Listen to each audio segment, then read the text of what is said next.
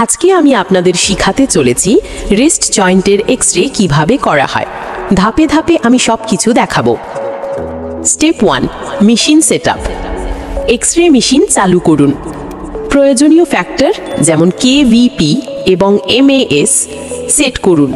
এই ফ্যাক্টরগুলি সঠিক ইমেজের গুণমান নিশ্চিত করে। স্টেপ 2, রোগীকে সঠিকভাবে পজিশন করা। রিস্ট জয়েন্টের এক্স-রে সাধারণত দুটি প্রধান ভিউতে করা হয়। AP position, antero posterior view. রোগীর হাত টেবিলে সোজা করে রাখুন। নিশ্চিত করুন যে হাত সঠিকভাবে কেন্দ্রে বা সেন্টারে রয়েছে। প্রথমে এপি পজিশন প্রস্তুত করে এক্সপোজ দিন। ল্যাটারাল পজিশন, হাতটাকে একটু বাঁকা করে এমনভাবে রাখুন যাতে সঠিক প্রজেকশন পাওয়া যায়। এরপর ল্যাটারাল পজিশন প্রস্তুত করে এক্সপোজ দিন।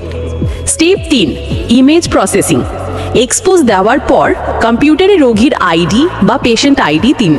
সিআর বা কম্পিউটার রেডিওগ্রাফি ক্যাসেট বা ডিআর বা ডিজিটাল রেডিওগ্রাফি প্লেট সাবধানে স্ক্যানিং মেশিনে প্রবেশ করিয়ে স্ক্যান করুন। স্ক্যান করা ছবিটি প্রিন্ট আউট করে রিপোর্টিংয়ের জন্য প্রস্তুত করুন।